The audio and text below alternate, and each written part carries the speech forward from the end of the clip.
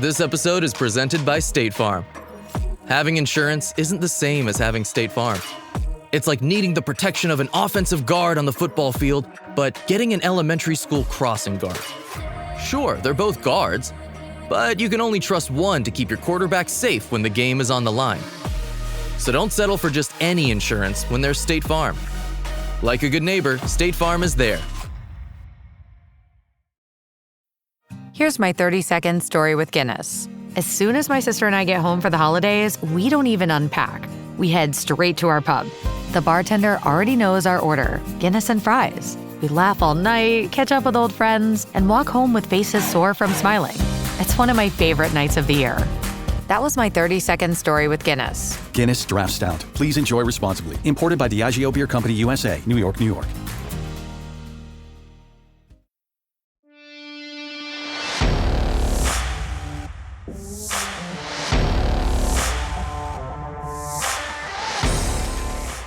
We're back for another episode of our Coach and Coordinator Network Best of 2025 series. This defensive think tank episode revisits one of the most practical and thought-provoking conversations of the year. Presented by Modern Football Technology, the discussion focuses on defensive structure, communication, and decision-making in an era where offenses continue to push tempo, formation variation, and option stress. Be sure to check out our sponsor, Modern Football Technology, a platform built to help coaches turn information into clear decisions. If you're not using in-game data to evaluate tendencies, manage situations, and support real-time adjustments, this is a conversation you'll want to revisit with Modern Football in mind. Check out Modern Football at modernfootball.com or click the link in the show notes. Rather than chasing schemes or trends, the coaches in this episode break down how strong defensive systems are built to solve problems through structure, language, and teaching clarity. This episode also inspired the creation of the Coaching Coordinator AI Defensive Design and Structure Companion, a reflective learning tool built directly from the conversation. You can find it in the show notes as a way to apply the ideas from this episode to your own defensive system and teaching process. So here's our think tank with Eric Kasperowicz, head coach at Mars High School in Pennsylvania, Grant Caserta, the linebackers coach at three-time national champion Ferris State, and Mike Fox, the defensive coordinator at SUNY Brockport. Welcome to The Think Tank, presented by Modern Football Technology. The Think Tank is where top minds in football coaching come together to tackle some of the game's biggest challenges and explore innovative strategies. In each episode, we'll dive deep into key topics like offensive and defensive structure, player development, game day adjustments, trending concepts and schemes, and more. All with insights you can apply directly to your offense, defense, or special teams. Each week, you'll hear from 3 different coaches, bringing their unique perspectives, experiences, and game-changing approaches. Whether you're a seasoned coach or just starting your journey, the Think Tank will challenge your thinking and help you take your coaching to the next level. Get ready to elevate your coaching and see the game in a whole new way.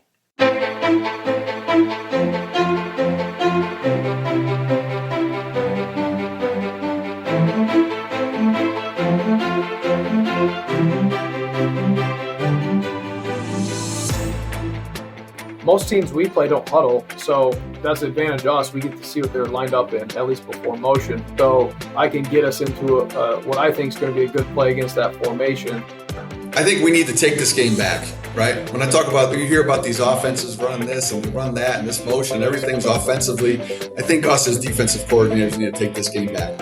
Every defense is good. It's just how well you know it, right? Maybe how well the players you have that kind of, I think, Mike, you said it earlier, the players you have that fit what you're doing.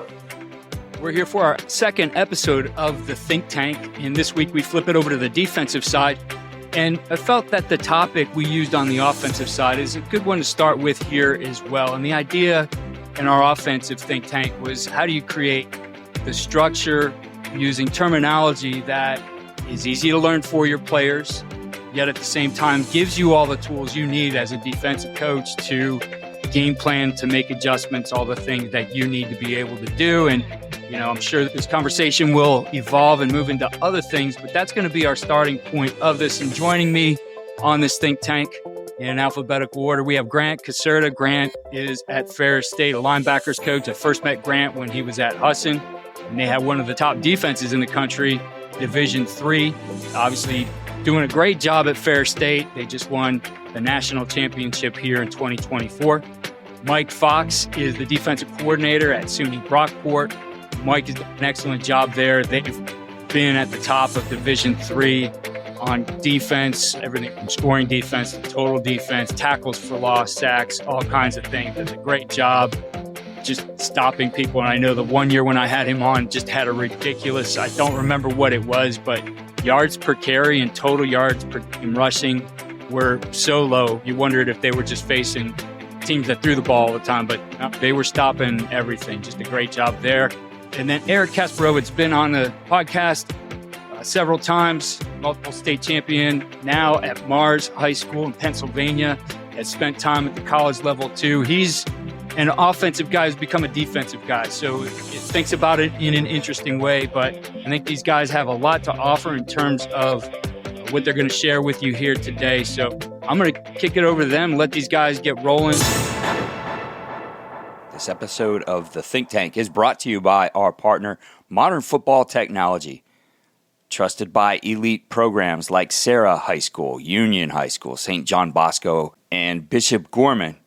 Modern Football Technology gives you real-time insights on opponent tendencies and self-scouting, saving you 8 to 10 hours of film breakdown every week.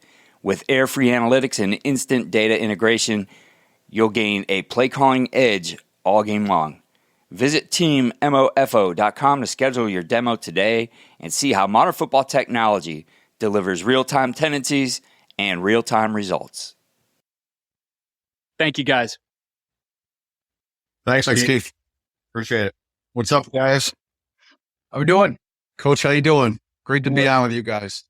Absolutely. Yeah, my pleasure. Hey, Grant, quick story. I'm buddies with all the Slippery Rock guys. So I know you guys just had a heck of a game with those guys. I think in the semifinals, maybe. Yeah, it was in the semis. They gave us all we could handle. I mean, really good team. Their region doesn't get a lot of credit, so I think teams just assumed that we were going to roll over them. And they had a really good offense in particular. Their quarterback was a finalist for the Harlan Hill. Their O-line was really good. Their receiver went crazy against us. So really good team. Coach was awesome. Good staff. So, yeah, a lot of respect for those guys for sure. Coach Lutz does a great job. Good friend of mine. And Coach Rosanna is the coordinator there. And he's been there for years. He was on my staff years ago, back 12 years ago, before he went up there, but he's done a tremendous job there as well. But I got to catch pieces of that game you guys were doing. Pretty impressive. So congrats on a tremendous year. That's awesome. So, Coach, speaking of a really good receiver, right? You're going to face one in the playoffs. Is that something that you guys will do in the off season? Come up with a plan for maybe you're playing, you're going to play an excellent receiver one week. Hey, let's put in this package, this coverage, this check in the spring, in the summer, talk about it and work on it. Hey guys, in the spring, this is what we're going to do versus X, Y, and Z team. Is that something that you guys have installed in spring and fall camp and this way it's ready to go? Or is that something you might take two coverages based off of where the receiver is located and during the week say, hey, let's combine these two things. This is what we're going to do this week.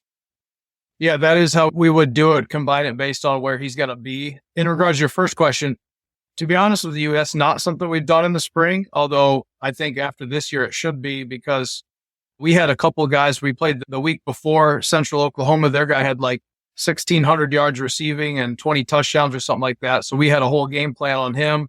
And then in the national championship game, we had a game plan around another receiver who was a 1,000-yard guy, and we felt like stopping him was the key. So we ended up developing a few calls that we used a lot. So I think this spring we'll definitely carry those on and make sure that we install them, even if there's, our offense is all 10 personnel. That's the other thing too. In spring ball, all we see is 10P. We don't see 11, 12, anything else.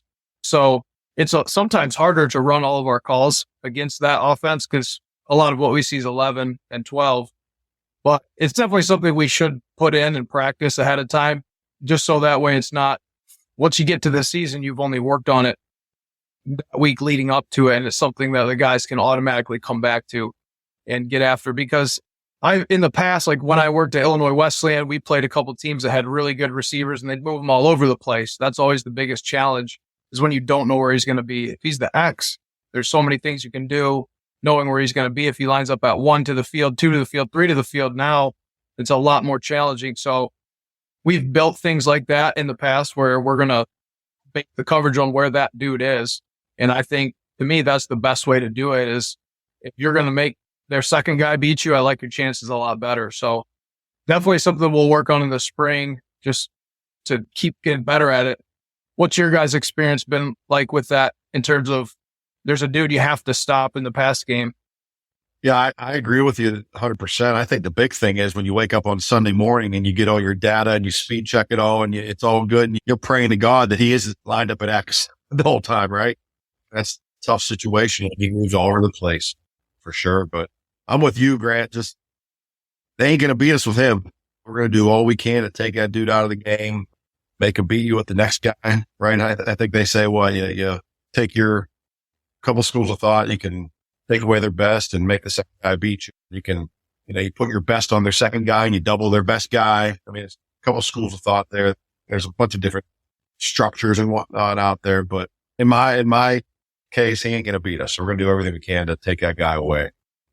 Yeah. I think for us, in our version of split field coverage that we run, which is newer for us this year, we installed a coverage that the guy is at X. Okay, this is going to be able to take away this guy. This, whether it's a dog call to the boundary, whether it's a cover 2 clamp call to the boundary, there's one way we're going to take away the X if he has X. And then if there's anywhere to the trips, okay, this is our call we would make in our split field deal to take away a field receiver. Not necessarily if he's at number 3, number 2, number 1, but we're going to try to play some 4/3 and even 5/3 if we can. And then during the week, we played some good receivers this year. We would tag it and we would really work in spring and summer of, hey, these are our 2 coverages. Why are we calling them? Our boundary coverage, this is it. Our field coverage, if the guy's there, this is what we're going to call. And then in our calling system, we would put his number on the wristband. And our kids knew in the week that we're playing our field coverage. If he's to the field, we're playing our boundary coverage to the field. So that's all just based off number of the receiver. And as long as the kids, I feel like, have a good understanding of this is the coverage and why are we calling it? Okay. Then, and again, that goes back to your teaching. Are you teaching the kids just the coverage or why you're running it? And if you can do a good job of teaching them why you're running it, I just feel like they're going to learn it more. They're going to remember it more. And then you can later on go and say, hey, okay, let's do this week. No doubt. That all ties it how we're talking these different calls, packages into the family. So the more we can understand it, give them that situation where they get the pain, they're going to remember. Same school of thought. Yeah. And we've had some of that where it's like, the more we practice it, the better we get at it, obviously. But like, we're going to double team this guy. But if we don't drill down on how we're going to do that, who's inside leverage, who's outside leverage, who's under, who's over, that type of thing, you end up where you're looking stupid because you got a guy doubled. He breaks one guy's leverage and now he's still catching the ball and you had him doubled. So yes, that's one of those huge things where you continue to rep it, and it may feel unnatural for an inside bracket player to just play so heavy inside, but understanding where the other guy is, that sense of awareness of where everybody is on the field, I think makes those calls good because they're only as good as our guys run them. So practicing those little details is huge. And Grant, to that point, even we're, a split field defense like Mike, for the most part, press on the outside, kind of base rules. So when we do, in fact, bracket somebody or whatnot, we try to do it. I mean, even to the point where I try to do same as principle.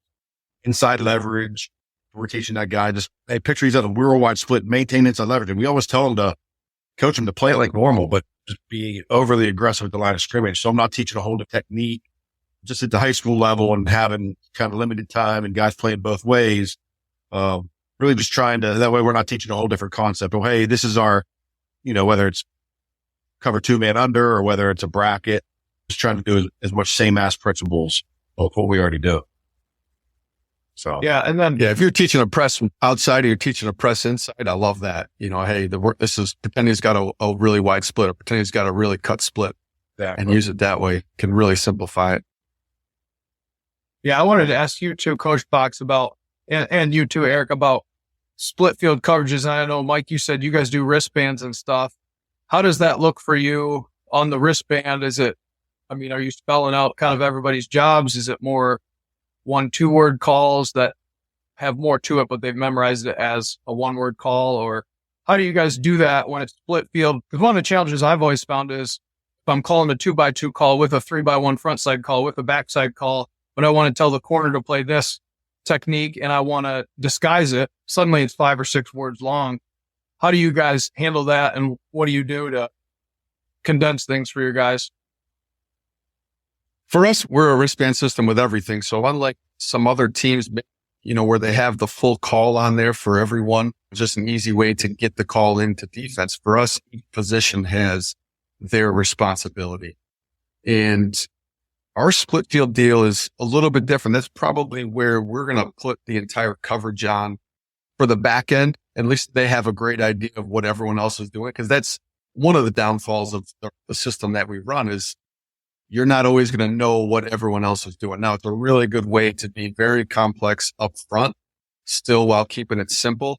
But in the back end with our split field stuff is where we're going to really teach the full coverage from top to bottom. So those guys have a great idea. But it could be as simple as if we're going to make an adjustment, our boundary safety, if we wanted to play quarter half, his band would literally say half on it, right? The boundary corner would literally say flat. So it's just one way in terms of a fast pace, right? Learning, instead of communicating whatever your call is to squat the corner into the flat, it's giving it to him right off the bat. Anytime we're going to try and take away a communication where they can possibly, whether a team's going fast, whether there's some miscommunication, anytime we could have that on the wristband and just take that part of it out of their hand, they can focus on the technique. And really for us, I call it the rule of 3. That's a big teaching tool for us is I have a lot of guys who either coach with me or I've graduated with that are teachers. And they always talk about this rule of 3. Kids are only able to take 3 things at a time. So when it comes to our man stuff, our DBs are going to learn 3 things. When it comes to our zone stuff, they're going to learn 3 things and that's it. And then we can take those 3 zone concepts and in our split field coverage, we could play quarters to the field and half to the boundary or vice versa. And that's really what I talk about is the guy into the boundary, is the guy to the field. That could be the difference. Our strong safety to the field, his band says half, and our boundary safety, his band says cover 4. And that could be the difference between that as long as they understand that. But, those 3 things that we're going to just rep over and try and take away the teaching or the double calls for that. Most I tried to make it so it's good versus a 3x1 or a 2x2 formation. So there's not much of an adjustment, whatever they come out and we're good to play it. How long have you been doing? We started this when I got to SUNY Brockport, 2016 was my first year. Kind of ran the defense that they had been running here. And then that off season, my GA and I, we spent the whole off season just kind of breaking down our calls and figuring out what we can put on our linebacker wristband with our Sam linebacker and just try and marry it all together. And it was a long process, probably 6 months, but we figured it out and we're still figuring it out to this day. But I don't say this to brag because I don't use 1,000 calls, but I have 1,000 calls on the wristband. Now I try to eliminate that. I always call it my top 20, but I could throw any one of those on there at any time. And I think our kids could run any of those calls fairly easy because again, every position we're going to learn 3 things. We're going to learn, when it comes to coverage, our Sam linebacker is going to learn 3 things. When it comes to our pressures, he's going to learn 3 things. It's unbelievable the amount of combinations you can get when each position can do one of their 3 things. So for us, we can be very complex, but be very almost boring. It really is. Sometimes our kids get very bored with what we do on defense. Yeah, just sitting here thinking about it as you're you could change, put in 10 new calls and they won't even different. Because they're going to look down and just flap or half or what's off the edge. Exactly. And it could be to an offensive perspective if I change 2 guys up front. And it could be from, if we're going to long stick from a 4 technique, all of a sudden I take him and put him in a 4-eye or put him in a 3. I take our nose from a 0 to a shade. That changes your protection principles from odd to even. all other 9 guys are doing the exact same thing, but to the offense it's presented in a different way, and pressure wise, the one of the questions we talked about is how do you call a different pressure and keep it the same coverage or add a little twist to it. We could have one linebacker running 2 guys running one of our 3 things, and to the offense, it looks completely different. But to the other 9 guys, oh man, we're running the same coverage again. Here we go. You know what I mean? That we've run the whole game.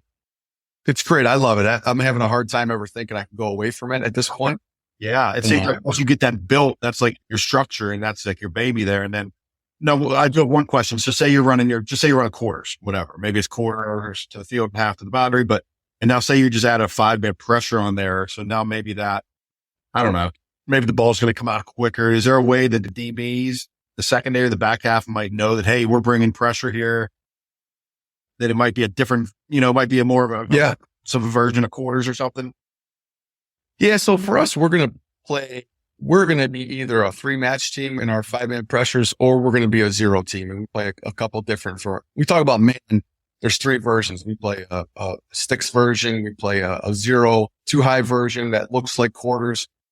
And we play our match, which I put in a man category because it's got a lot of man principles. So they know when we're playing that coverage, the pressure's coming. So they're knowing what we're doing up front. They might not know the exact blitz, but they know the ball should come out hot. And our corners, man, we bring so much pressure. Our corners really get good at aids, slants, and that's pretty much it. We're not seeing a lot of 5 steps, so it's real comfortable with what we're teaching them. They love it. But pressing on the outside, right? Just limiting the options for them, right?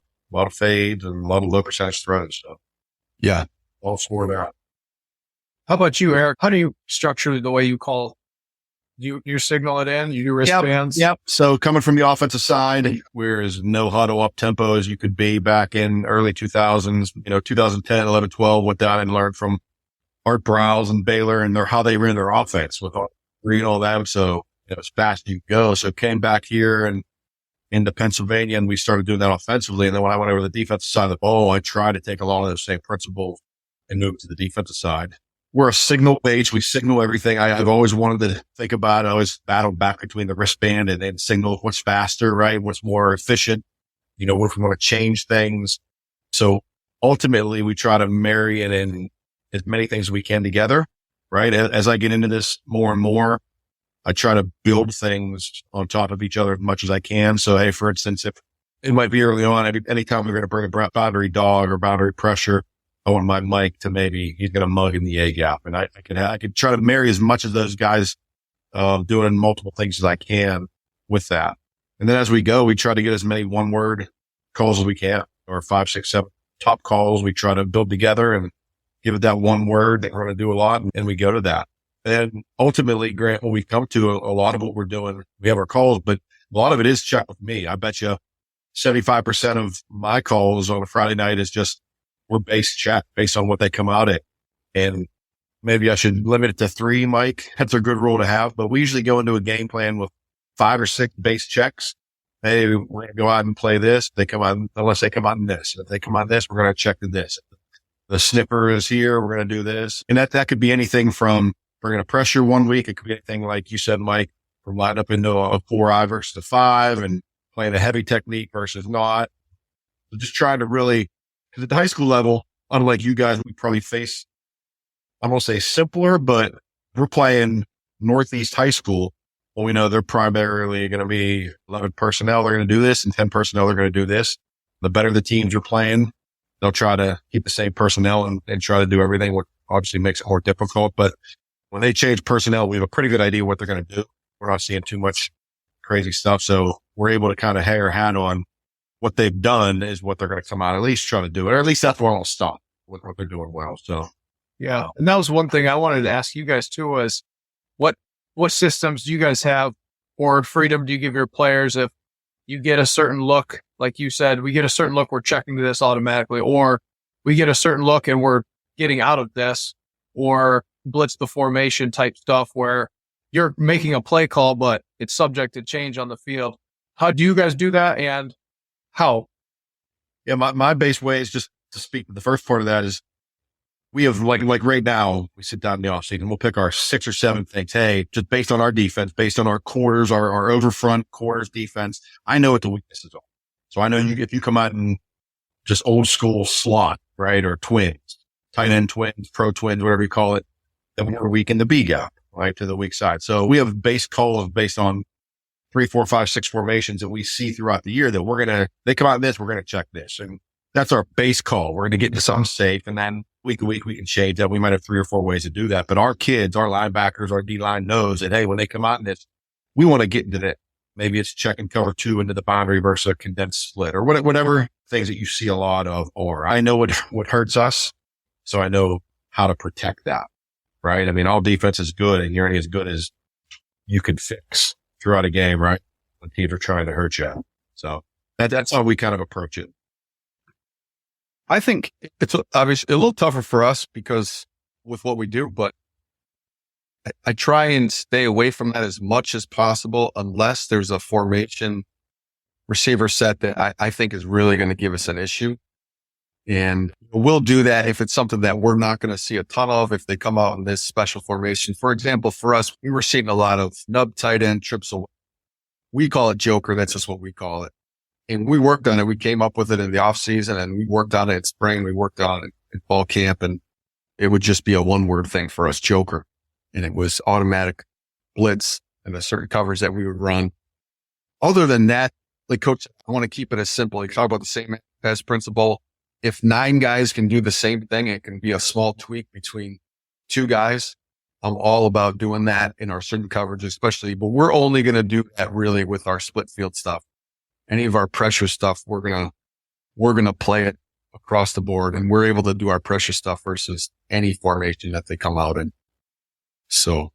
Yeah, I always like that idea that they shouldn't be able to get us out of something if we don't want to. We should have the ability to get out of something that we know is bad. But I always hated it when I first started calling plays and I didn't really know any better. I kept checking stuff because they'd be in 3-by-1 or something. It's like, well, you need to have some versatility in your calls to be able to still run what you want to run without them dictating you. I think we need to take this game back, right? When I talk about, you hear about these offenses running this and they run that and this motion, everything's offensively. I think us as defensive coordinators need to take this game back. We need to start making these guys react to what I actually listened to the last week's version of this with the offensive coaches. They were talking about some pressure stuff that really did them a disservice and some twisting game. And I've already been writing notes on it and we're ready to take this thing back. They're going to react to what we're doing. And I love doing that. You know what I mean? I want those guys to stay up at night because of what we're doing, not the other way around. So I agree. And again, coaching offense for so long and now being on the defensive side here for the more part of 10 years now, I'm a big believer in again, depends on how, you're only as good as your kids and what they can do, right? Doesn't matter what, they can go out and do, but building as much in this can, right? Is packaging things. One of our best calls, I don't know how you guys would defend. It's just 3-by-1 open, gun strong, right? It's the old, inside zone stick concept, right? And if you're a 4-down team, you might defend it differently than a 3-down team, but it gives us a ton of issues, right? Stick draw, right? So how are we going to do this? We have 3 or 4 ways we can defend it. But if we played our base defense or our base quarter structure, it was tough on us because it put the Mike in a bind. Day one, he's going to fit the run and they're going to pull the ball and throw it there. Like stick RPO. So we came up with a 1-word call that did like 14 different things within that call. And it was probably our best call year. I mean, we were shutting people down out of that call and still to this day, it's one of our best calls we do. It's 1 word. Everybody knows what they're doing. It's got a built-in.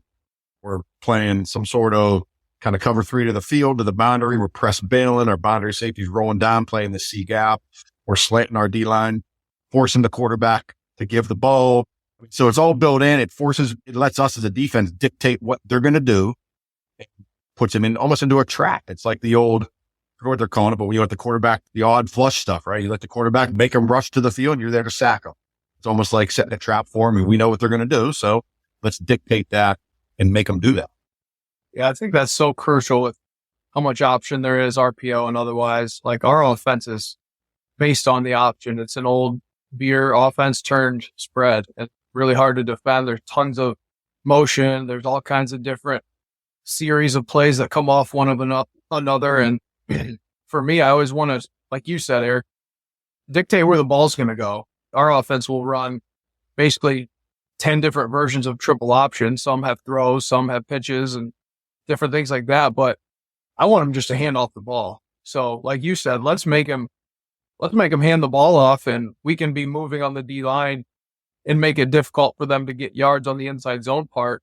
But being able to just decide who gets the football and having calls to determine that, because maybe sometimes you don't want the back to have the ball. Sometimes you want the quarterback to have the ball. He's not as good of an athlete. Just having a system for that, and maybe like a menu of calls where if we're anticipating option stuff, this is going to force it to go here or there. I think those are the kind of things that can help coordinators be ready when it comes, and you're not just calling plays to call plays and hope that your guys execute it well, but trying to take control a little bit more on our side.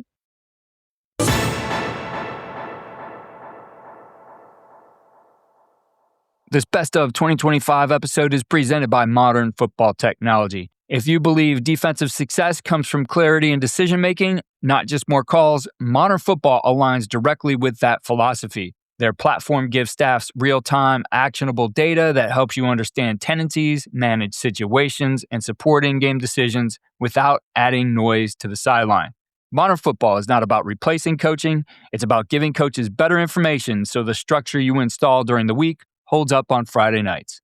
If you're looking for a cleaner way to evaluate what is actually happening during a game, this is a tool worth exploring as you prepare for the 2026 season. This conversation also led us to build the Coaching Coordinator AI Defensive Design and Structure Companion, which you can find in the show notes.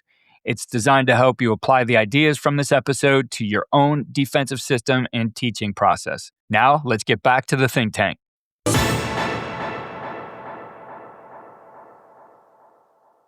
Grant, there was one question that you wrote you were interested in talking about. I'm really interested to hear this as well from you guys, but how do you guys, stemming and pre-snap movement disguises in terms of coverage? It's something I'd be really interested, because personally, we have not been great in terms of, disguising our coverage and whatnot. Pressure wise, we have two calls. We have a show call and a mug call. And those are basically just you're showing, you're mugging, and you're dropping. Those are two calls pressure wise that I think have worked for us. But coverage wise, are you guys doing anything coverage wise? Is there anything built into any of your coverages where you're disguising? Is something you guys just do on third down? Is it built in? How are you guys installing that? Well, here we kind of try to keep everything looking the same. So we don't do it as much here, but at previous places I've been, we had a simple system of, we just basically taught the DBs what a 1-high structure looked like and what a 2-high structure looked like. And it was as simple as tagging the beginning of a call with a 1 or a 2. If we said 1, we were going to line up in a 1-high structure, and then they were going to move to the 2-high structure as late as possible, and vice versa. So I would call in a 2-high call and tag it with 1, and they'd line up in the 1-high, and then we'd move to the 2-high. Because kind of like your rule of 3, to me, if you can do those two things well, that's good enough. Sometimes I think we get too complicated and try to do too much. It ends up confusing our guys. So that's one thing that I did, and the guys caught on to it really quickly. And it gives you a little bit more options to protect some of the stuff. Sometimes you do want to line up in 1-high and come after them and play man or drop to 3. But at the same time, you can give them that look and then just play your quarters or play it 4 under 2 deep or something like that. So that was one thing that I did in the past I thought was very low investment that I think helped give us a little bit more unpredictability when it comes to what the offense is seeing. Grant, that's a great idea. I was seeing that. I want to look the same every single time. So whether we're playing quarters, whether we're playing cover 2-man, the difference between that's a couple yards. If we're going to spin to a post safety defense, we're going to play a little 3 or a little hot coverage, then we can easily get to that. And back in the day, 5, 6, 7 years ago, I was really probably over coaching, getting to where they need to be, as opposed to holding the disguise. Whereas now I think I'm going the opposite. I'm thinking it's almost to the point where, almost to a fault, hold your disguise a little longer. I was always afraid to get to that post too late. Whereas I don't think it's that important. I think you can get there late and still be effective and protect the middle of the field. But yeah, we try to keep everything looking the same. And then they have to know what we do. So yeah, I got a question for you guys. And again, just from my offensive mind of old to this, like you were saying, I think, Grant, about the offense that you guys face, all 10P, RPO, multiple options. That's great. That's why offenses can be so successful, because as an offensive play caller, he can call inside zone and all of a sudden he spits it out there and your guy runs for 70 yards. And it's almost like collateral damage. He didn't make that call. The quarterback made the call. They had a great play and went for a touchdown. So put that on the defensive side of the ball now. What do you guys do? Is there anything that you do? And this is something that I'm really intrigued to get into. And that's why I love just packaging things, because I would love to make a base call and our kids almost understand that, hey, this happened, so we can do this. We have the flexibility to do some things within the system. That it's almost like, well, hell, coach, you made a hell of a call. Well, not really. We taught our kids what to look for. Hey, they had a condensed split, so we checked 2 over there and we squatted and intercepted the ball. A friend of mine who coached D-line gave his D-line, we talked about stemming and stunting, right, and maybe some games. He gave them the ability on first and second down, if there was no other call. They played a 4 down, and he allowed us 2 tackles there. We call it a checker stunt, a NT stunt, whatever, where they're going to attack the center and read them, right? If there was no call on, if it was a base down, there's nothing else on, he allowed them to do that on their own. So there was times where he didn't make a call, but they were running that stunt. They'd end up getting a TFL and, hey, great call, coach. Well, no, he really didn't make that call. That's where I strive to get to. I don't want to always be the guy having to make that perfect call. I want to build a system so that the kids are able to put themselves in a situation, or it may happen that way within the system to make plays. So I don't know if that makes sense. Yeah, I think the most basic one that I've used in the past is just an easy example would be if I called cover 2 and then they've got a tight end and a Z receiver to the field. I don't want to be in cover 2 anymore, so you guys check it to cover 4. And things like that, or if it's a bunch set but it's, scattered a little bit. Well, technically, coach said it's only a bunch when they're, right in together. Give them the freedom to put themselves in a better call, and they have to understand what the offense is trying to do to them. But like with splits and things like that, if it's too tight, it's too wide, make a check and get yourself out of a bad call. That's when the preparation during the week and teaching the guys, it's on us to teach them when they're getting into these sets, they're trying to do these certain things. And if they know that, then they can anticipate it, get themselves in good position to make a play. Yeah, front-wise for us, we're a base 3-4, but when we get into our over fronts and we get into our 4-man, what looks like a 4-man front, that's primarily where we have essentially one front that we're going to play. And that's when we get into a lot of the stuff has to do with where your extra fullback, your extra tight end, your extra H is. And so any movement base is going to be essentially off of him. And that's a big thing for us. And that goes, the reason why we're going to run that with our split field coverage. So front-wise, they're going to have their base rules in terms of slanting, not as much twisting, but definitely slanting to where that H is. And then, man, anytime I can get an opportunity to send a guy, we're going to find a way to send, whether it's our field outside linebacker, whether it's our boundary corner to a nub set, or we love versus motion, sending that guy. We love versus unbalanced, sending that guy to the backside. So anytime I can get a chance to send an edge blitzer to us, and that goes back to what we talked about as prior, that doesn't really affect 9 out of the 11 guys. So if we can do that and get an added pressure onto it where we're still playing, our split field coverage, but we're adding a 5th guy to that, we love doing that. And that's primarily, we're going to try and stick to that. To more, we see a ton of 12 personnel. We see a ton of 21, 22 heavy stuff. So we're going to do more of that when we get into our heavy formations, because you're not seeing as much complex pass game. We're seeing a ton of max pro. So I wouldn't say alleviating the zone, but strategically taking a guy out of the pass coverage is what I like to call it. Yeah, but if you get those guys in the core, we want to try and bring as many guys off the edge as we can. Any opportunity.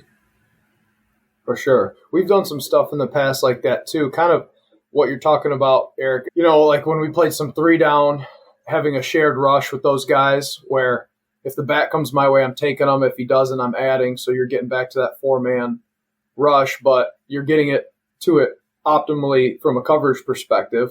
And if he stays in, maybe it turns into a drop 8. So maybe your outside linebacker comes off the edge and makes a sack because the back went away from him and it looks really good, or the back stayed in and you drop 8 and you get a pick. And it's like, there's just some variety in that call. It was sweet that we ran a drop 8 against a 6-man protection, but it was just built in. So I'm with you. I think more and more of that is good for our side of the ball. You guys mentioned empty. How many empty checks, or don't you, go into a game with? The team comes out and empty. Let's just say it's a 10 personnel, and I think ultimately it depends if they're going to try to throw it out of it. Like, what are they going to do? Are they going to try to throw it? Are they going to throw a screen game? Is it more of a quarterback run screen game type deal? How many empty checks do you guys go into a game plan with traditionally? Me, personally, every coverage that we run, we see empty quite a bit. It's one thing we see is we're going to see a ton of empty. We're going to see a lot of 12, 22, a lot of wildcat. Teams love to spread us out or condense us in with what we do. So every call, we've had to get to the point where we can play a call versus empty, whether it's split field, whether it's our matchup coverage, whether it's our man. We've practiced it. We've done it. That being said, we're going to go into every game with 3 extra checks if we feel like we need them. One is going to be essentially a stack, very much a drop 8 scheme for us, and that's we're using primarily if the ball's out of their hands really quick. They're trying to spread us out and just dink and dunk and option routes, screens, things like that.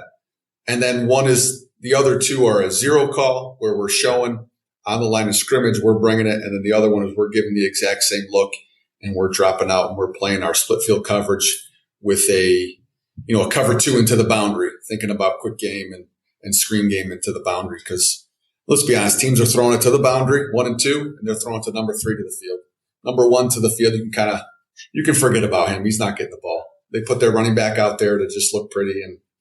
But really for us, it's going to be 3 calls, and we'll have them ready to go for every single game. Whether we use them or not kind of dictates on what they're doing and how much they're going to come out in that formation. Yeah, it's kind of the same thing for us. We're going to have quite a few different calls. It's going to really depend on, is the quarterback mobile? Do we have to worry about the running game? That's going to be a big indicator of, can we get those backers out of the box and run some twists and feel good about that? Or do we need to have somebody that's kind of got some eyes, half on his coverage, half on the quarterback? But we're going to have, like Mike said, we'll roll down into cover 3 and leave 1 to the field. Like, that guy's not getting the ball very often. We're going to find out where the running back is. Is he ever getting the ball? Do we really need to cover him heavily? We're going to look at those things. But we run everything from cover 1 to 2, 3, and then even our split field stuff. And that's just gives you a lot of versatility to defend whatever they're going to do, because we see teams that can spend 25 plays a game and empty against us at times. Like with you guys, Mike, when guys stop running the ball at all, they got to do something. So sometimes they go to that empty, and if you don't have more than just 1 or 2 checks, they can really start to exploit you if you're not prepared for that. So even if we're not going to use them, we need to have some answers to change it up in case they're giving us something we're not prepared for, or their scheme is exploiting our coverages.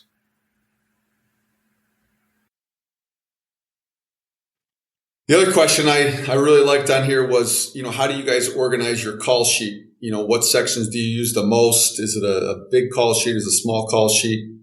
For me personally, this is one of the things I absolutely hate about being a defensive coordinator is organizing that. I give myself such stress to make sure that I have everything where I need to look at it, because I get going in that game. But you probably find yourself never looking at it, right? I never look at that thing, and I spend the most time on that thing during the week, and I'm with you. After I just kind of throw it out and say, that must have been, if I'd have looked at that thing, it would have been good. But how do you guys break it down? Is it personnel? Is it down and distance based? Is it both? Is there a spot for your top calls? Yeah. So again, high school football, we like to think we play pretty good football in Pennsylvania, but still I'm 100% formation based. Obviously pay attention to some third down, your third and long, your third and short, but your regular down and distance, your P and 10. But other than that, we are formation based. I'm going to stop the formation. What you come out in is what we're going to plan for and prepare to defend. That's what all our calls are all based on. I can give a crap if it's second and medium to second and long. I don't think there's any difference in today's football for the most part. Most of these offenses are going to run their system on first and second down. Third down's a whole different deal, right? That's a whole different deal. I think red zone's important, right? Offenses are going to take shots. I think coming out is the same as third and short. So I think there's a lot of same as where I try to, again, call an offense. It's not a myth. People have the Cheesecake Factory menu, right? You see Sean McVay, he's got the thing and blah, blah, blah. It's 8 pages. And you see a D coordinator and it looks like this, for the most part. At least that's what I want to get to. I want it to be so simple. We have our checks. It's built in. Boom, let's go. I think just like to your point, Mike, rule 3, man. These kids can only do so much. Now, maybe the wristband system could help us expand because then we might have 1,000 defenses, but they don't know it because they just have their things they're supposed to be doing, right? So that's something that intrigues me. I found for me, what I used my sheet for most was third down calls. I wanted to be running the stuff that we decided ahead of time that this is where we're going to exploit them. Like we spend all this time breaking down pass pro and running through these blitz pass and picking the right ones. I don't want to get to the first third down and then I just spit out the first one I can think of. So that's when I'm looking at it the most. The way I structure mine is I have third down calls for kind of short, medium, and long. And then I'll have run pressures that I feel good about on any down. Big personnel calls because that'll be a short menu, but I want to make sure that I'm calling the right stuff. And base downs, if we're just playing coverage or we're just doing basic four-man rush stuff, a lot of times I won't be looking at my sheet. I'll just kind of call that off a feel a little bit because I like to see most teams we play don't huddle. So that's the advantage of us. We get to see what they're lined up in, at least before motion. So I can get us into what I think is going to be a good play against that formation. Whereas if I've got my head searching for a call, I might miss something like that. So I try to have my eyes up on the offense as much as possible. So I'm kind of like you, Mike. There's some games where you get done with it and I'm like, I didn't even really look at this thing at all. But I do like to have the blitzes by especially third down stuff or run pressures where if I'm 2nd and 4 and I want to run a run blitz, I don't want to just pick one out of thin air. I want to pick one that we decided during the week that we liked because otherwise I feel like we're wasting our time game planning if you're not going to call the plays that you all agreed that you liked in the staff room. So that's how I do it. And then it's basically a sheet of paper, like an 8x11.5. One side has all the calls that I like by situation or down and distance. And then the other side has basically the full menu of anything. So the reason I have that is if there's something that they're giving us that we weren't expecting, say I still want to run this pressure, but that coverage is no good anymore, I have a list of each blitz and all the coverage options with each blitz. So I can mix and match if I'm sitting there on the sidelines while the offense is out there. We can recalibrate on the sidelines and put something together. So I do have everything at my disposal just in case, but rarely use that side, but it's kind of like my safety blanket. I like having it there. Yeah, you got to have answers. Got to have answers for the guys. The one thing for us is, I try and treat, for me, game plan maybe a little easier because I try and treat first down. My goal of first down is to get a negative play, is to get a TFL. That is the goal. So when I go into a game and we're talking about, first and second down, as long as if it's second down, there's not maybe a receiver that, we're a little nervous about where we need a double like we talked about earlier, or if it's 2nd and 11 and we feel like it's a 100% passing situation, I'm treating first and second down exactly the same. It's all about negative plays in the run game. That's my number one goal to go out there. So when we get to 3rd and short, I look at my first down and second down play sheet because it's really going to be the same. So for us, very easy. A lot of the situations just kind of blend in together. It makes it easier for the kids. They're running the same stuff. But I agree with you is if you can come up with personnel-based or down and distance-based, if you love one call during the week, and it fits up with what they're doing 75% about it, I like to have at least one call game plan that might be a little bit different, specifically on third down if they're showing something. And going forward with every situation, if I can get one call on my call sheet that I feel really good about it, because situationally, you never know what's going to come up in the game. You might see a ton of third and shorts. You might see one. But if you can have one that you feel really good about. But for me, I'm much more of a feel, what are we doing well? How are they trying to attack us? Like, Grant, I know you said a lot of teams will come out and do some different stuff. We get that a lot as well. So it's much more of a adjustment feel thing for me in calling. So that's where I find out that I don't use that thing as much as I probably should. And we're all really good play callers whenever it's third and long. I mean, I'm with you, Mike. Stop them on first down, man. I think that's so important. Here, your rush defense always correlates with your third and long. You can be good on first down, third and long. It's always going to be right next to you. Can you guys see that? Yeah. Yeah, so this is my call sheet. And again, this is probably a note card, a little bit bigger than a note card, but this is a state championship game 2 years ago, and 11 personnel. There's our trips, gun strong, gun weak, and doubles. They were 11 personnel team. They dabbled in 10 personnel. We have our auto calls here. That if they come out in 11, we're going to do this. If they come out with a wing, we're going to do that, right? If they come out gun strong, we're checking our 28 calls, basically 2 to the field and quarters of the boundary, right? It was the opposite. There's my third down in red, 1, 2, 3, 4, 5 calls there, and then a little bit of their heavy. There's our empty checks, and that was it. So 5-man pressures, we ran 1 5-man pressure, one version that week. And then all of our 6-man pressures were our hot coverage, except, obviously our 0 there. But really just trying to be as simple, as succinct. Like you said, Grant, that's what we decided on Sunday, made the call sheet. So when I build the practice plan throughout the week, that's what I called. And then in the game, that's what I wanted to call. Like, we have 85 different versions of 6-man pressures, but we only ran 2 that week. We practiced those 2, and we got really good at them. And I feel when we can do that and when I can do that, because we've all been there, right? We called calls that we probably didn't practice much that week, and you're wondering why it didn't work. Well, that's my stupid fault for calling it, right? We didn't practice it. So the more I try to just be as, simple as we can, try to tighten everything down as much as we can. And when we've done, that's when we've had the most success.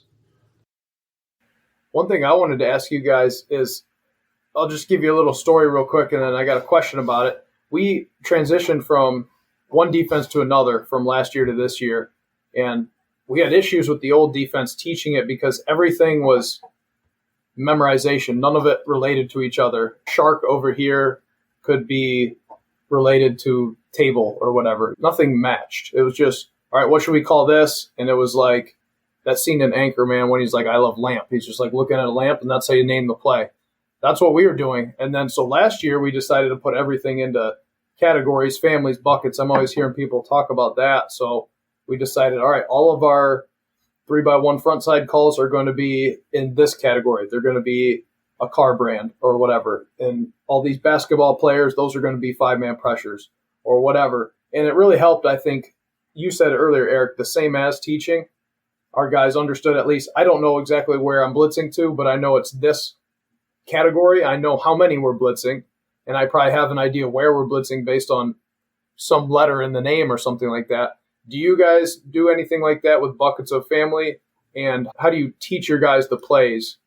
Yeah, 1,000%. We're, everything we do almost to a fault, OCD, that it's got to be like where we have animals for one of our calls, and I ran out of animals. I'm in the thesaurus more than anybody, right? Trying to find these words that match. Like I have an animal, we have trout tadpole, we have gazelle. What the hell is a gazelle? But we have these words that mean things, but I want them to a fault. I want them to mean something to the kids. So they got to fit in that family.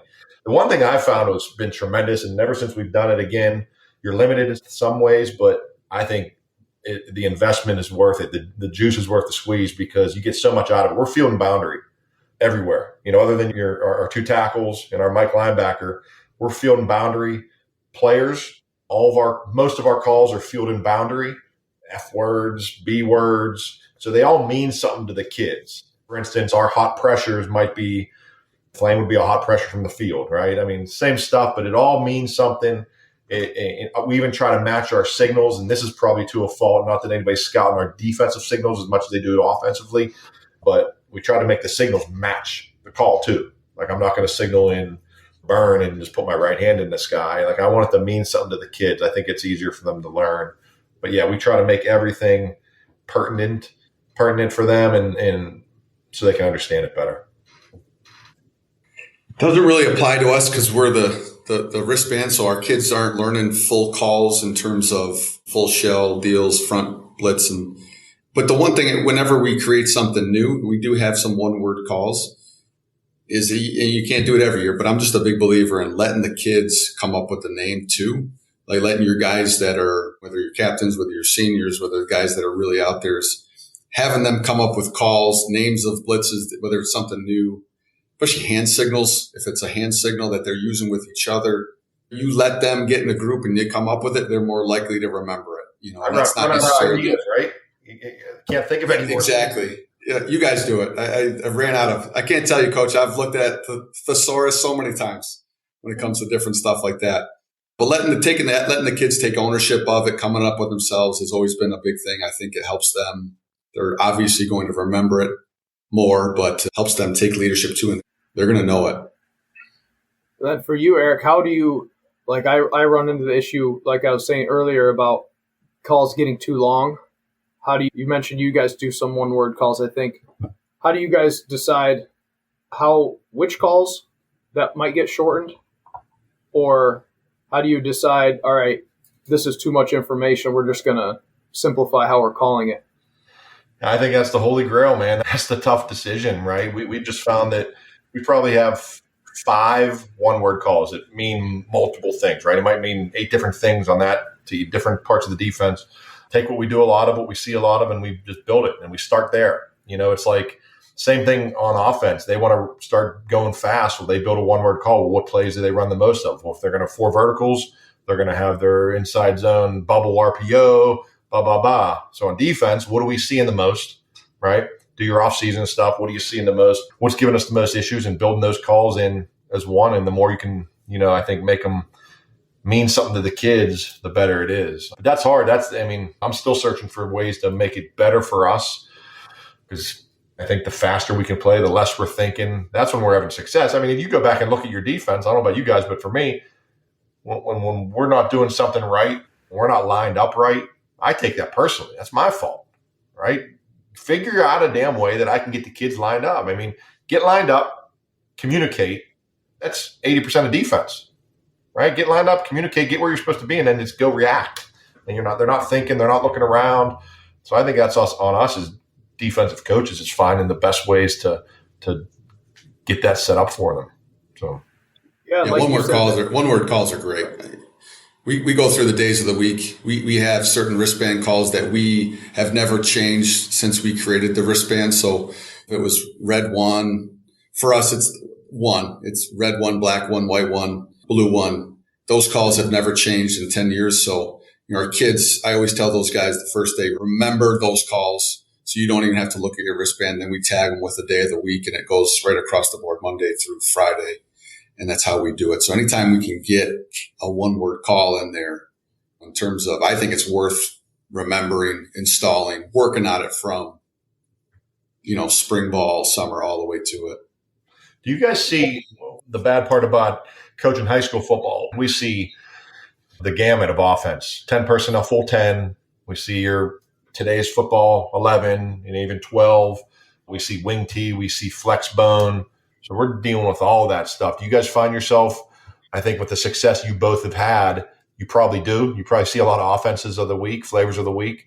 But do you find yourself seeing a lot of different offenses? And if so, how do you, especially with the exotic ones, say a flexbone team or something of the sort, how do you find yourself best preparing for that, maybe now in the offseason, knowing you're playing them this fall? I think for us, we don't see, nobody's going to go from spread to the eye, but they're going to change the formations that they come out in. There might be way more FIB. We see condensed all the time, different things like that, trying to motion shift. What helps us is, like I mentioned, our offense is 10P with tons of motions and shifts and stuff. So it's beneficial in that way that we get to see everything. We get to make all these checks against ourselves in preseason and in the spring. The downside to that is we don't practice against 12, but that is huge for us, because the teams that are going to change and do different stuff, if they want to play in 2x2 condensed or bunch sets the whole game, we've already practiced a whole bunch all year against that stuff, even if we weren't specifically game planning to stop that team. And then this year we did play 2 option teams. One was on our schedule and then one was in the playoffs. And for us, that's one thing where some teams know they're going to play, like we played Harding. They're an incredible triple option team. Some teams that are in their conference, you're going to spend spring ball trying to beat them because they're the best team in the conference. So you have to practice extra against them. We don't have that luxury. We went from Central Oklahoma, who is third in the country in passing yards, to triple option the next week. So for us, it was really just about getting together as a staff and trying to get to the core of what they are as an offense and putting together a plan, whittling down the ideas that we have into something we think will work, and then go out there and hope the guys can execute it. When it comes to those kind of offenses, I think too many times, because I used to play triple option all the time when I was at Husson, and sometimes I'd spend a bunch of time putting in 5 calls, and then we'd use 1 during the game. So I think it's trying to just come up with a sound plan that will work 80% of the time and just hope that your guys can play fast. I think it's everything with off season, really taking a deep dive into what did you actually call during the season. I know, Eric, you talked about, I had all these calls, but I only called this. Really, that was a big thing for me because I love watching football. I love learning about football. I love listening to guys like yourselves. Everything is drawn up versus a 3x1 open versus a 2x2. And that's not reality in what terms of football is. So taking the offseason, really, these are the formations. These are the personnel sets. This is what we're actually going to see, and having a plan. And even if it's just one adjustment, one call, if they come out in a trips bunch into the boundary wide and they go fast pace, this is what we're going to call, and we're going to get it going. Like for us, it's bangle, right? We have a one word we'll call bangle. And that's if you're a fast paced team, you're going to do this. You're going to put the trips in the boundary. You're going to run inside zone. You're going to throw a spot screen. Let's have something ready for that. Let's talk about it in the spring, summer, fall, and do that. Have a unbalanced, right? Let's really work on unbalanced and 12 personnel because we saw that a ton. Sometimes it takes, a team really getting after you. And we had a team last year really get after us in unbalanced 2 years ago. And I spent a long, hard look in the offseason about how we're going to face unbalanced and really looking at what are your opponents doing in your conference? Who are you playing? Really figuring out, let's do this versus this. Let's have at least goal line's a great example. Goal line's another thing that always is one of the longest days in terms of game planning. Let's have something that we're really good at on the goal line that's going to work well against 32. It's going to work well against 14. It's going to work well against 21 and get good at it and practice it. And this way our kids, a lot of times you get into that goal line. Hey guys, we're going to run a 6-man front this week. And it's something new for the kids. So anytime you can eliminate that new call, that new tweak week in and week out, and I work on it in fall camp. I work on it in spring. Like you said, Coach, you see all 10. We're similar. Our offense is going to be 20 personnel and they're going to be 10. They're not going to run a lot of. So I use my walkthrough. I use my individual time. And we always, every spring practice, we have a 21 and 12 personnel period. It's 10 minutes. We line up to our formations. The first formation that we went over this year was unbalanced. When everyone wants to get up in a pro formation, that's the easiest. That's your starting point. And said, well, this is what we saw the most of last year. Why would I not start in this and get good at it? So having one, at least something going into the season that we can play versus a bunch, that we can play versus goal line, we can play versus Wildcat, and then it can tweak from there. While you're there, not to go down a tangent too much on unbalanced, but my first thought when we face unbalanced, I think there's 2 schools of thought. Do you blitz it? Do you over shift your linebackers? Do you shift your front? I'm a big believer in, and I'd like to hear your thoughts on just kind of tweaking my alignments of my front, right? Doing some things there. Obviously, you might have to bring a guy up on the ball, but I think you could fix a lot of defensive issues. Like, I forget which one of you said it, but by just moving from a shade to a nose, moving from a 4-eye to a 5, that's a whole different front to an offensive line. So I think you can solve a lot of problems doing things like that. Just little tweaks to your front as opposed to full sail, hey, we're going to blitz off the edge, roll our secondary, and do all these different things. Yeah, I'm a firm believer in solving problems, like Don Brown says, solving problems with aggression. So I might be on the other side. I'm going to find a way to pressure that unbalanced side of it. So that's my first answer to it.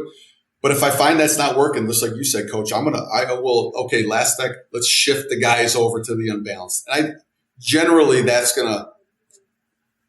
for me, that's a little nervous because you're so vulnerable in the back end counter rim. things like that. But if I find it's an issue, we'll make that. And it usually stops it. And then they're okay, let's get out of it. If you can stop it one time, offenses are going to try not to go back to it. So that's kind of a last resort, but I'm always in the mindset of how can we pressure that formation. I think we're kind of in the middle of what you guys both said. If they have a 90% tendency where they're going to run to that heavy side or the long side, then we're certainly going to have something where we're moving that direction or we're pressuring. If it's one of those formations where it's 3-by-1 and the tight end's covered up, they're going to motion the X receiver across and just run their same run scheme, maybe with the threat of a jet to the X. We're probably not going to change our base structure a lot, because I think sometimes teams either over-rotate or under-rotate. That's all the offense wants. Either give them angles to the overloaded side or over-rotate that way and come back the other way. So if there's going to be some sort of balance to where they're going with the ball, we'll probably just stay more, not static, but more basic with what we're doing. If it's going off the tendency really heavy to the one side, we'll probably do some kind of movement or something over that way too. But you're right, Grant. There's multiple kinds, but there's like two kinds of unbalance, right? There's, like you said, they just put the Z on the ball and motion the X. Well, yeah, that's technically going to be unbalanced, but the structure's not, as opposed to tight end, wing, fullback type deal where, hey, we're overloading and we're coming that way. So yeah, when there's a four-man surface and a two-man surface over here, we're going to do that completely different. We might move our whole front over one man. We might slant that direction. We're going to make sure that we're not going to be short bodies to the long side.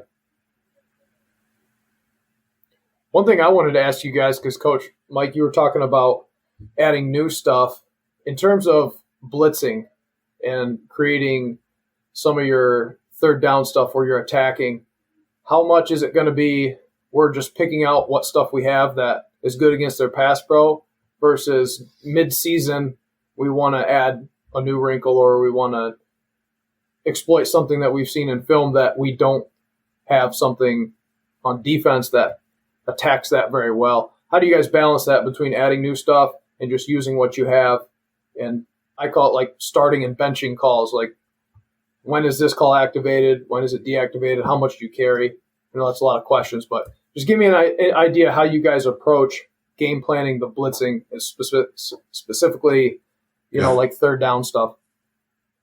Great question.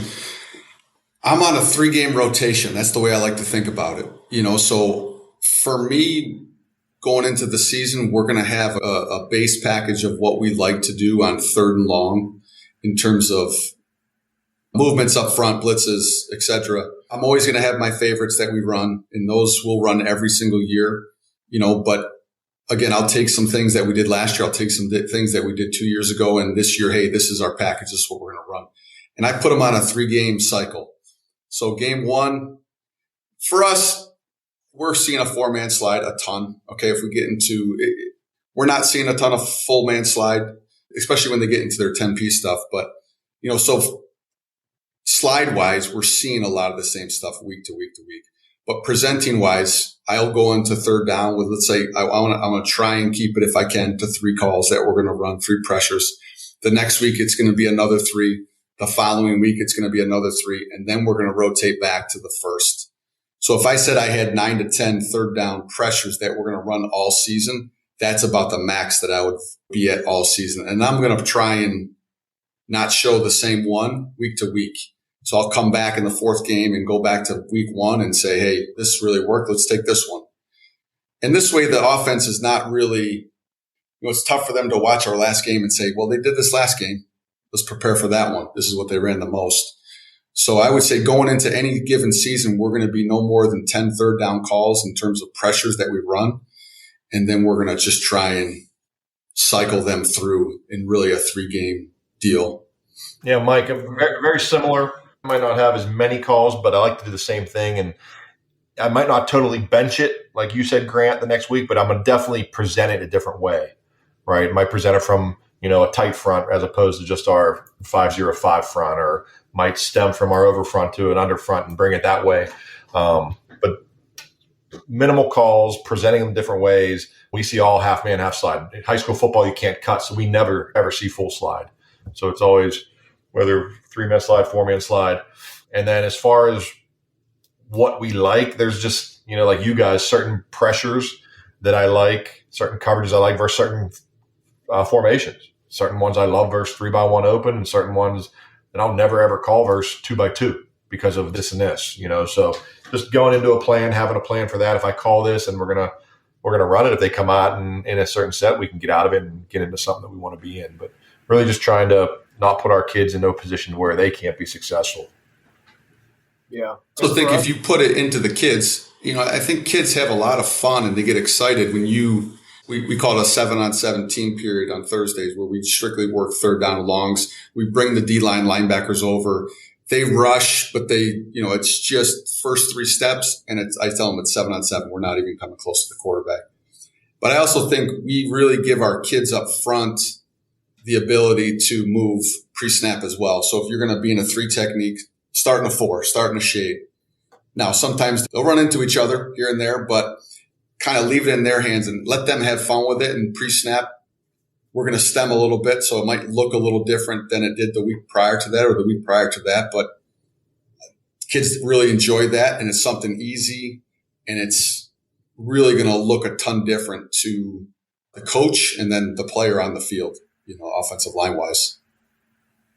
Yeah, and we kind of did something similar to what you said, where we're going to give some different looks, but we more manufactured those ourselves, where we created a whole system of, for instance, we had a family of bear fronts, but guys were in different positions for different reasons. Sometimes it's to isolate the good rush end on one side. Sometimes it's to run a combo blitz on a guard that's the weak link or things like that. And we almost took it to the point where we would run the same one 3 or 4 times, and then we'd go right back to that same formation the next week, but the plays off of it would be totally different. Because like you said, Mike, they might know you're not going to run those same plays again, but they still have to practice for them. So in practice, they saw us run the same blitz out of a simulated front 4 times. They're going to be ready to stop that play, more than likely. So we're kind of trying to play chess a little bit and think, if they're going to slide this direction to take away this play, then we're going to have 2 ideas off of that where we can attack from a different way. So this year in particular, we kind of went the opposite way, and we had a ton of stuff, but we just activated and deactivated stuff as we needed to. So we didn't have 15 play calls going into the game. The library kept getting bigger and bigger throughout the season, but we were only going to come with maybe 4 of them or 5 of them to a game, and maybe run 2 or 3 of them. I'm also a big believer in, whatever blitz we have, and that's part of the process of putting them together, like you said, is who are the 5 or 6 guys that you're sending? For us, the majority, it's going to be 5, sometimes 6 or 7, but what do those 5 guys do the best? How can I put those guys? So for us, we thought our edge guys this year were fast off the edge. A lot of our pressures that we developed were just those guys. We made sure those guys were off the edge, right? Speed rushing. If you have a linebacker that's a better interior rusher, if he's a better off the edge, designing my pressure, not as much for taking care of the 4-man slide or the 3-man slide, whatever it is, but what does this guy do well? What does this guy do well? Because, you do watch, I was watching some of the games in the playoffs, and the guys were looking, what a great blitz. Well, the defensive end just beat the tackle and made the sack anyway. So, it was great, but that guy's pretty good, and that's what he does really well. So trying to put the guys in what do they do the best and design your blitz concepts, whatever they are, to take care of that. Because the last thing I want is my 300-pound nose guard looping to contain because I like the twist. I want him to take the center backwards and get pressure to the quarterback's face because that's what he's good at. It's such a crucial thing when you're designing pressures. Don't just draw it on the board and forget who's running it.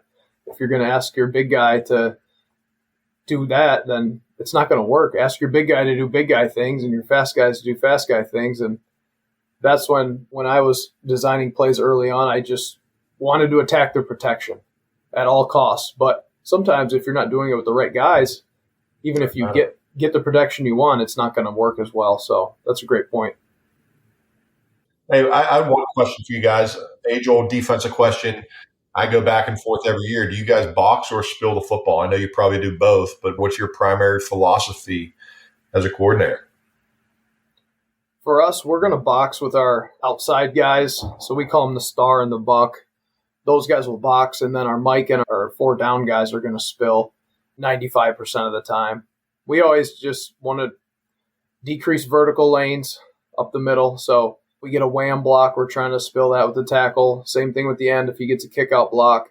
Same thing with an ISO block for the Mike. And then on the outside, we're trying to box it back in. And being a quarters defense, we want to let those outside backers be aggressive and let the safeties fix it if something goes wrong. So day one, that's how we play it. I would say my philosophy is definitely spill. Absolutely. Get everything going east and west, chase it down with speed. That's always been my deal. Or as Don Brown says, dent, right? Exactly. Yep. Get everything going outside, chase it down with speed because we're going to pursue to the football better than anyone in the country.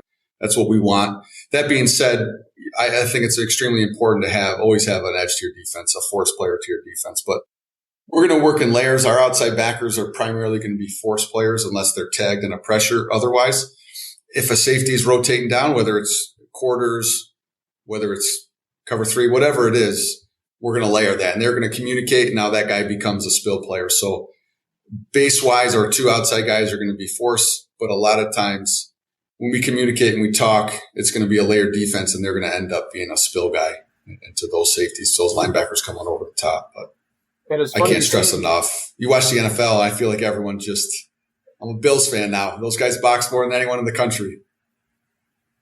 It's funny you say dent, Eric, because we started doing that a couple of years ago with our defensive ends where we're striking the inside shoulder of the kick-out block instead of like the wrong arm where we're turning our shoulders all the way.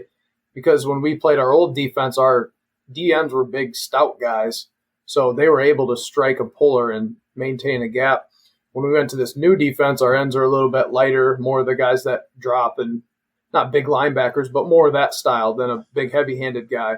And we found out pretty early that those guys weren't good at that. They weren't able to do what our guys could do when they were 265 pounds, bench pressing that guy and swiping inside.